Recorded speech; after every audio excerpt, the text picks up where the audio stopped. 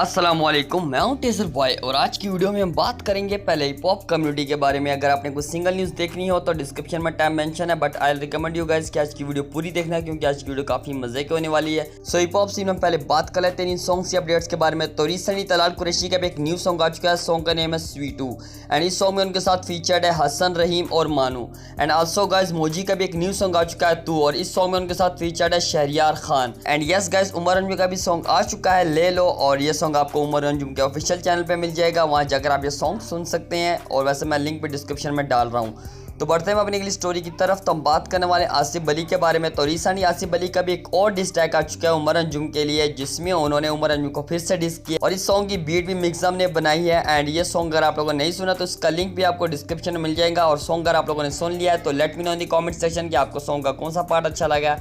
And इसी song के comment section में मिक्सम भी कमेंट्स करते हुए कहे कि अब हुआ सही खत्म PTG X अब्बा वालो गैंग। सो गाइस इनकी या फ्यूचर में कोलैबोरेशन भी आने वाली है पुटी टोबी गैंग और अब्बा वालो गैंग के बीच में। सो लेट्स सी कि कब तक आती है, इससे रिलेटेड कोई और अपडेट्स मिलेगी। I will update you through my next videos. तो बढ़ते हैं अपनी अगली स्टोरी की तरफ। तो हम बात करने वाले हैं रामिस के बारे में। तो रामिस का भी एक न्यू सॉन्ग आने वाला है एंड ये सैटरडे नाइट यानी कि आज रात को आएगा। And yes guys back to booth से भी एक न्यू सॉन्ग आने वाला है जिसमें अरबाज सलीम के साथ फीचर्ड होंगे MD और सॉन्ग का नेम है नो वे। तो बढ़ते हैं अपनी अगली स्टोरी की तरफ। तो हम बात करने वाले हैं हमजी के बारे में। तो रिसेंटली हमजी ने अपनी इंस्टा पे Q&A रखा था, इनसे काफी टाइप के क्वेश्चंस किए गए, जैसे उनसे ये किया कि बाबाजी ये पेंडी एंथम का क्या सीन है, जिसपे उन्होंने रिया करते हुए कहा कि हरामी ट्रैक है।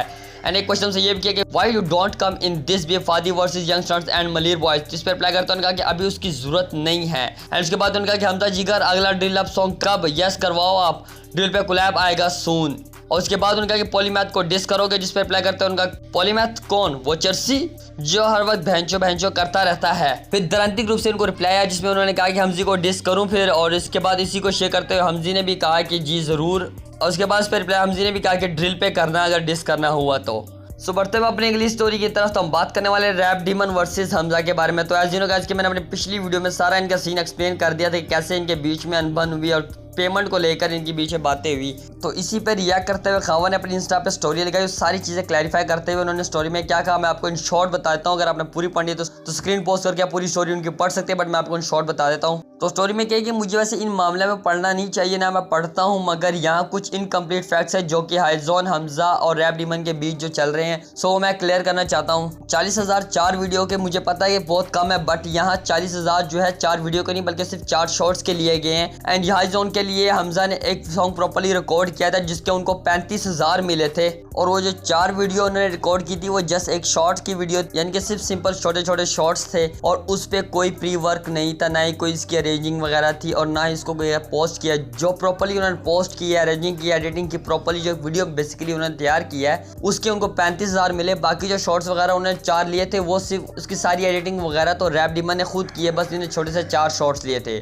सो यानी कि यहाँ ये कहना चाह रही कि मैं बहुत ज़्यादा डिसअपॉइंट हुआ हमजा से, बिकॉज वो उनको पर्सनली भी जानते हैं। एंड लास्ट में उन्होंने ये कहा अगर आप लोग लगता है कि मैं बाइस्ड हूँ तो भाई आप मुझे अनफॉलो कर सकते हैं, और इस चीज़ को फिर रैप डीमन ने भी अपनी इंस्टा पे शेयर किया। और इसके बाद खावा ने लास्ट अपनी इंस्टा पे एक पोस्ट लगाई जिसमें उन्होंने कहा कि if you come at me telling I can not understand the hesitation of Hamza asking them to change the prices because I don't understand, I understand very well if you are not being paid for or being paid less you feel bad, I have done 4 music videos for free for people, didn't charge them a penny, why, because it was my commitment, it was my equipment, my work and my time, I was the one who committed to do it. If I had a problem with it I would have asked for the payment. Now I have done it without asking to give me money for it. I cannot blame the other person for paying me.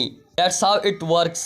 And also I have one more thing to add, this was not a one time work, it was regular consistent projects which at the end of the day wouldn't pay less. Hyzon Record could have hired him on a lump sum amount, say 100k, and get him to do 10 videos including the edits, posts. They paid him individually for each project the way Hamza liked them to pay him. तो guys आप लोग इस बारे में क्या opinion है, late me know in the comment section. तो आप लोगों को पता है गाइस कि इनके बीच कंट्रोवर्सी हुई, हमजा वर्सेस रैप डीमन और कह लो के हाइजोन और सोमी चौहान के बीच, बट यहाँ पे पे इनके बारे में या इनसे रिलेटेड किसी ने भी कोई बात नहीं की। किसी से मुराद के मलिर बॉयज़ ने भी ना बात की, ना ही यंगस्टर्स ने की है। मतलब किसी ने भी इसके कोई ओपिनियन नहीं दिया, कोई बात वगैरह इंस्टा पे स्टोरी तक नहीं लगाई। जिसके बाद रैप डीमन ने उनसे काफ़ी ज़्यादा डिसअपॉइंट होकर कहा कि I am glad all of this happened because I see किसने कितना स्टैंड लिया हाईजोन के लिए। All I am saying is that आइंदा हाईजोन करने से पहले 1000 बार सोचना, because you guys know the ground reality and how we treat each and every person who comes to अस।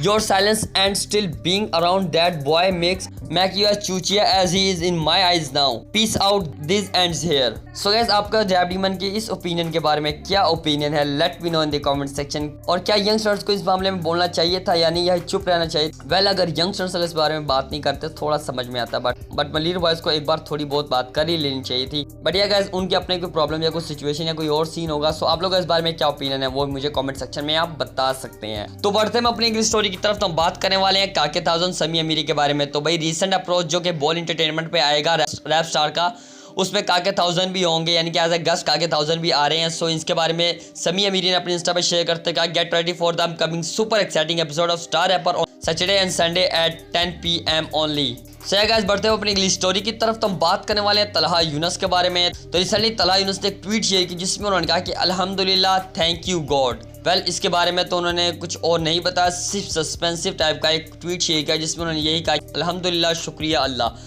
सो इसके बारे में गाइज आपका क्या ओपिनियन है, ये किससे रिलेटेड हो सकता है? Late me know in the comment section. क्या उनका म्यूजिक वीडियो कंप्लीट हो गया, या फिर कोई उनको और अचीवमेंट मिल गई, या फिर कोई और बड़ा प्रोजेक्ट मिल गया? So let me know in the comment section. तो बढ़ते हैं अपनी इंग्लिश स्टोरी की तरफ। तो हम बात करने वाले नदीम नानीवाले के बारे में और डकी भाई के बारे में। तो भाई काफ़ी टाइम से नदीम नानीवाला अपनी इंस्टा पे, ट्विटर पे और टिकटॉक पे भी वीडियोज़ वगैरह लगा रहे हैं, एंड साथ में उन्हें कह रहे हैं कि मेरी और डोली की शादी हो रही है और डक्की भाई को चाहिए कि वो हमें एक वीडियो में एक अच्छा सा विदाउट वल्गर बातें, यानी कि एक मुबारकबाद दे। तो वीडियो में क्या कहे वो आपको वीडियो दिखाता हूँ, उसके बाद आपको मैं डक्की भाई का भी रिएक्शन दिखा देता हूँ। भाई ने अपने चैनल में एक वीडियो पोस्ट की 2 दिन पहले, और उसने डोली के लिए बहुत सी गलत अल्फाज का चुनाव किया।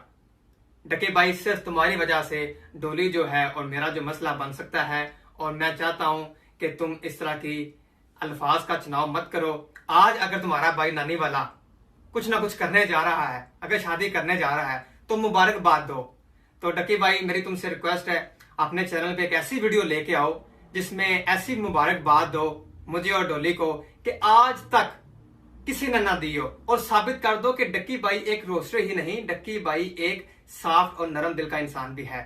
और मैं चाहता हूं कि तुम अपनी आने वाली अगली वीडियो में डोली से एक ऐसे अल्फाज का चुनाव करो कि वो तुम्हारी वीडियो देख के खुश हो जाए और मुझे भी और डोली को मुबारकबाद दो। तो मुझे उम्मीद है कि तुम एक ऐसी वीडियो डालोगे कि लोग देख के हैरान हो जाएंगे। सो इस पे डक्की भाई रिया करते हुए कहे कि सब छोड़ो, इसका क्या करें, इसको प्यार से मुबारकबाद दे या अपने तरीके से? सो गाइस, आप लोग कौन कौन चाहता है कि भाई डक्की भाई अपने तरीके से मुबारकबाद दे? Let me know in the comment section. And even के इस चीज़ को शेयर करते हैं बॉल न्यूज़ ने भी अपने YouTube कम्युनिटी टैब में शेयर करते हुए कहा कि नदीम मुबारक नानीवाला गिव्स चैलेंज टू डक्की भाई गॉट रोस्टेड। सो स्क्रीन में जिसके आप देख सकते हैं, बस आपके इस बारे में क्या ओपिनियन है? Late me know in the comment section. तो बढ़ते हुए अपनी अगली स्टोरी की तरफ। तो बात करने वाले मोमबत्ती के बारे में एंड बिलाल मलिक के बारे में। तो रिसेंटली उन्होंने अपनी इंस्टा पे स्टोरी शेयर की और दोनों ने same to same story share की, साथ PSL को टैग करते हुए टेक नोट्स, बिकॉज उन्होंने एलन वॉकर के सॉन्ग की कॉपीराइट स्ट्राइक आई थी, जिसमें स्ट्राइक वैसे नहीं थी, कॉपीराइट क्लेम था। उन्हें स्ट्राइक की एक टाइप दिखाई जिसमें उन्होंने कहा कि this is not a copyright strike, this claim does not affect your account status. मैंने उनको वीडियो यूज किया बट उनको स्ट्राइक नहीं आएगी, नहीं उनके जो चैनल का स्टेटस है उसको डिस्टर्ब करेगा, बस इनके जो अर्निंग होगी वो बस उनकी तरफ जाएगी। इसके बारे में रिया करते हुए मोमबत्ती ने भी कहा कि कोई पाक या इंडिया का रिकॉर्ड होता तो रीमेक पे भी सीधा कॉपीराइट स्ट्राइक मारता फॉर श्योर, नो डाउट। गोरे हमसे आगे हैं हर फील्ड में, ethics, this the right and probably the best ethical way of claiming your content. तो कैसे बढ़ते हैं अपनी इंग्लिश स्टोरी की तरफ। तो हम बात करने वाले हैं आमिर लियाकत के बारे में। तो शोबिज एंड न्यूज ने एक रिसेंटली ट्वीट शेयर की जिसमें उन्होंने कहा कि Aamir Liaquat has confirmed that his second marriage with Tuba has been ended just because of his third wife। जिस पर रिया करते हो आमिर लियाकत ने कहा, जिस पे काफी ज्यादा गुस्से में आमिर लियाकत ने कहा वो confirmed you will send you court notice। So guys, आज के लिए बस नहीं। उम्मीद करता हूँ कि आपको वीडियो अच्छा लगा होगा। अगर आपको वीडियो अच्छा लगा तो वीडियो को लाइक कर सकते हैं, अगर बुरा लगा तो डिसलाइक भी कर सकते हैं। और अगर आपके पास यूट्यूब या किसी और सोशल मीडिया प्लेटफॉर्म से रिलेटेड कोई न्यूज अपडेट है तो मेरे इंस्टाग्राम का लिंक डिस्क्रिप्शन में मौजूद है, वहाँ जाकर आप मुझे DM कर सकते हैं। मैं न्यूज़ देने वाले को वीडियो में और डिस्क्रिप्शन में शाउट आउट भी दूंगा। सो गाइस, मिलते हैं नेक्स्ट वीडियो में। ख्याल रखें अपना, टिल द नेक्स्ट वीडियो तक के लिए बाय को इजाजत दें। अल्लाह हाफिज़, बाय बाय।